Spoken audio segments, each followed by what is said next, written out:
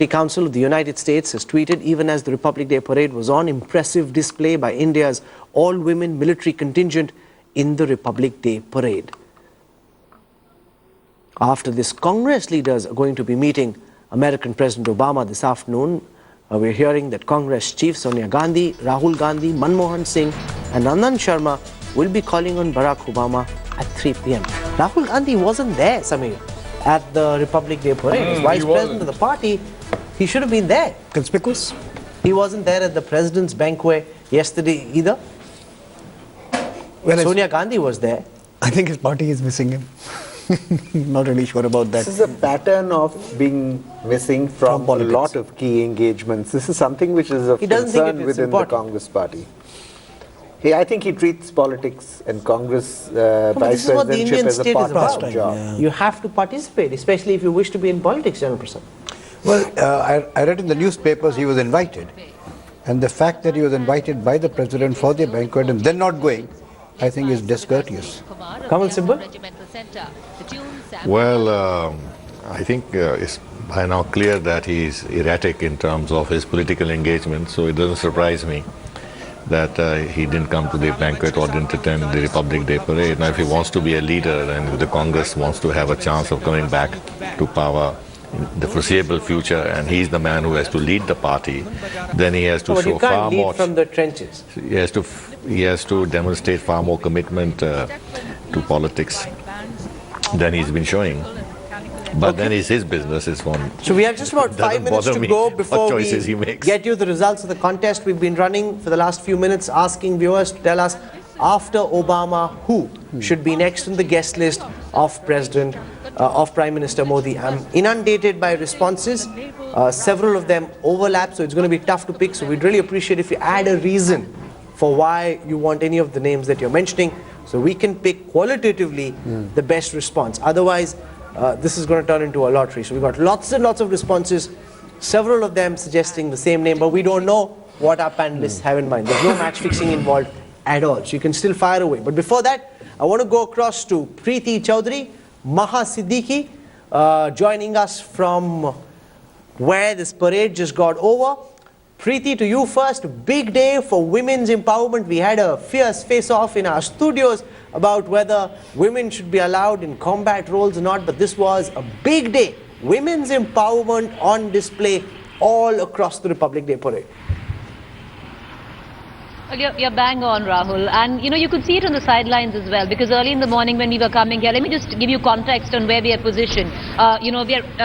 We're still about 3 kilometers off where the Republic Day parade took place, where India Gate Rajpath is concerned. But people just filtering out right now in the morning. When we were standing here, we did speak to a group of these girls. They're coming from North Campus, Delhi University, extremely excited with the theme of Republic Day, which was women power, and the fact that they would be seeing women contingents at display. It's also interesting, Rahul, on what happened in the sidelines, because every time we saw that march past, we saw a women contingent pull in, we saw the likes of Smriti Irani, Nirmala Sitharaman get in chair loudly, and that was seen on the other side as well, because we were talking to a lot of women here. And what's interesting was that each, the people at least that we spoke to, all of them knew that the theme was women power, and that was one of the main reasons which drew them here.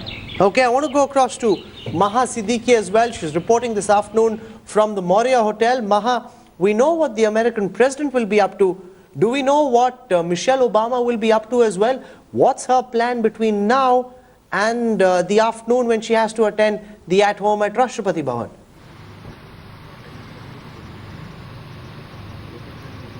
Well, very little that is coming out from the White House or from the American side about Michelle Obama's program. In fact, even yesterday, she did very little apart from going for the banquet in the evening. It's rather surprising looking at her personality, because she is a very affable sort of a person who last time actually mesmerized India with her dance steps. And this time, I am sure many people were looking forward to something like that. However, just a day ahead of their visit to India, the White House announced that she will be having no solo events.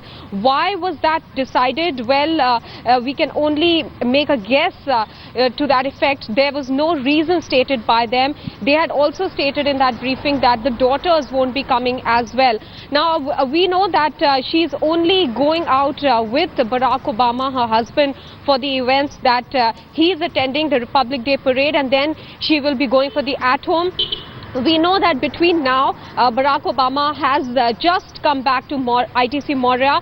Between now and the evening, there are about 3 hours. She will be engaged in perhaps a lunch that will be served by ITC Moria. And we know that President Barack Obama will be meeting a Congress contingent at 3 before heading for the at-home. So really very little known about Michelle Obama. It is in fact contrary to the kind of image she has, but she has perhaps taken a decision to not have any solo events this time around and let her husband, perhaps, who's the most powerful man in the world, have all the limelight this time. Well, it's conspicuous also because last time she was dancing with children to Bollywood numbers. There was a whole lot of interest for people to watch. This time, though, Michelle Obama conspicuous by her absence as far as solo events are concerned. Let's now get our panelists ready, and I'll start with one person with the most foreign policy experience, Mr. Kamal Sibal.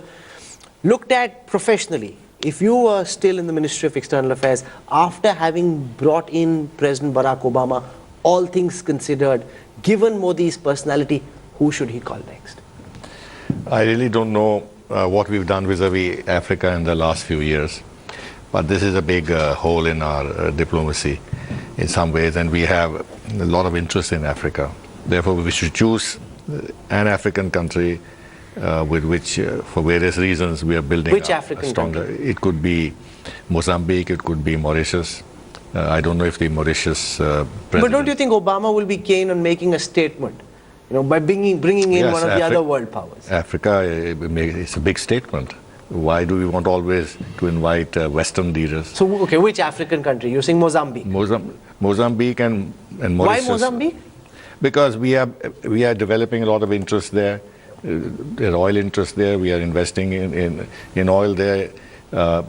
Mozambique, in fact, many years ago became a member of the Commonwealth too. So you're suggesting Mozambique? And Mauritius, but Mauritius, I don't know when we invited its a leader. But if we haven't, then Mauritius would be my first choice. Mauritius and Mozambique. Admiral Rajaman. Before Prime Minister Modi called President Obama, it would not have been thought possible that you can call the United States President. Similarly, I think that people have a kind of mental block on believing that the President of China can actually come and be the guest at the Republic Day. So you're suggesting Xi Jinping? I think so. I think showing him our military muscle? Definitely. I think we've always said in the Navy that the best way to conduct diplomacy is to call your guest to a warship and give him the best whiskey that you've got and make him drink it while standing under the missile launcher. So that's interesting. So you're saying Xi Jinping, but wouldn't that send out it's a military display at the end of it? And would you then still omit our Agnis and our Prithvis, which were conspicuous by their absence today? No, not at all. Bring in the Agni 5. Yes. Show Tell them we can hit Beijing, we can hit Shanghai. The Chinese show it. The Chinese intend that their military parades, the annual military parade, is a signal as to indicate what the military state of their deterrence Okay, you're is. saying the Chinese president. Ajay Shukla. I would say that bringing in Xi Jinping next year would in some way devalue what we've done this year, which is to... Why is that? Because the Americans have construed a whole lot of symbolism around this and signs of good friendship and so on. And tomorrow, if you bring the bad guy over there, you've essentially undone all this. So I would opt for a country that shares the first 3 letters of their alphabet, their name with us, that has the same cultural diversity, that has enormous strategic interests in common with us, Indonesia. Joko Widodo has just been selected as the president of Indonesia. He's very well disposed towards India, and our whole strategy in the Indo-Pacific would be given a fillip with added. Okay, I think all those who responded to our contest would be getting really concerned, because Indonesia and Mozambique were definitely not on their list. There's still Xi Jinping, so let's see if we have any more votaries for Xi Jinping. Let me ask Marshall. Well, actually, I would go along with Xi Jinping.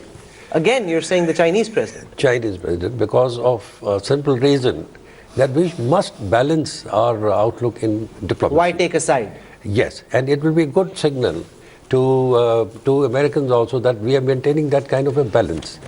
And it will be good for One the Chinese says as well. calling Xi Jinping is the antithesis of what we've done this year. Two of our guests suggesting Xi Jinping is the way to go. I don't think we've got two guests still left. This contest is heating up, but I'm not going to give the results right.